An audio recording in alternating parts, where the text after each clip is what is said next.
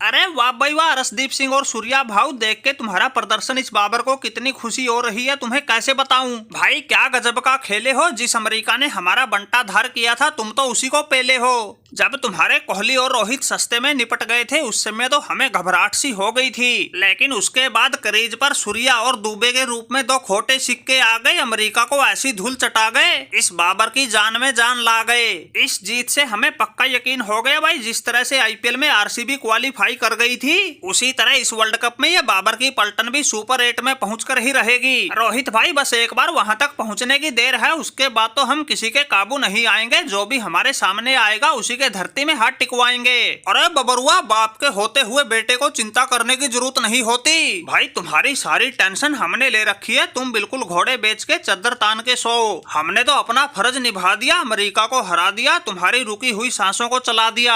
अब सारा दारोमदार आयरलैंड पर बचा है, उसने तुमसे हारना है और अमेरिका को हराना है। अरे रोहित भाई, बाबर का आगे पहुंचना इतना आसान नहीं है जितना तुम सोच रहे हो। ये अमेरिका वालों को किस तरह से हराया है ये तो हम ही जानते हैं। ये तो पहले गेंदबाजी में मैंने विकेटों का चौका मारा, फिर बल्लेबाजी में सूर्या भाई ने 50 जड़ा, तब कहीं जाकर हिंदुस्तान अमेरिका पर भारी पड़ा। जिस अमेरिका को हम हल्के में ले रहे थे वो बिल्कुल आखिरी सांस तक था लड़ा। माना कि टारगेट 111 रन का ही था, लेकिन उसको हासिल करने में हाथ पांव फूल गए थे। इसलिए बाबर भाई, मुझे तो तुम्हारी जान बचती नजर नहीं आ रही। क्या पता तुम आयरलैंड से तो जीत जाओ, लेकिन वो अमेरिका आयरलैंड से हारती नजर नहीं आ रही। अरे रसदीप भाई, शुभ शुभ बोल यार, हमने ऐसा तुम्हारा क्या बिगाड़ा है जो ऐसी उल्टी सीधी बातें कर रहे हो, इतना आगे की बता रहे हो, बाबर को डरा रहे हो। हमारी सांस तो पहले ही फूली पड़ी है, तुम और मुश्किलें बढ़ा दो। अरे बाबर भाई, कबूतर के आंखें बंद कर लेने से बिल्ली भाग नहीं जाती। सरदार जी बिल्कुल ठीक कह रहे हैं, अगर अमेरिका ऐसी वैसी टीम होती उसे तुम भी लपेट लेते, लेकिन उसने तो तुम्हारे भी घुटने टिकवाए हैं, हमारे भी हाथ पांव फुलाए हैं। ये तो शुक्र है इस मैच में आकर मैंने मोर्चा संभाल लिया, वरना तुम्हारा तो अभी तक बोरिया बिस्तर बंद गया होता।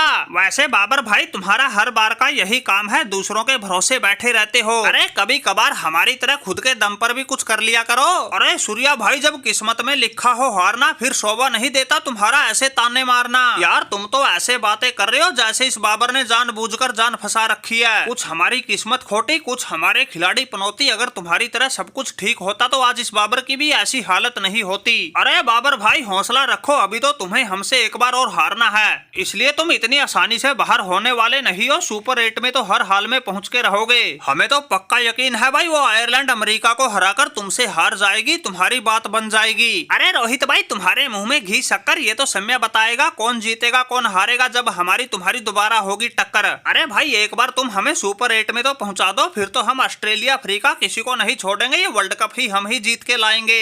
एशिया की नाक कटने से भी बचाएंगे, पाकिस्तान का भी मान सम्मान बढ़ाएंगे।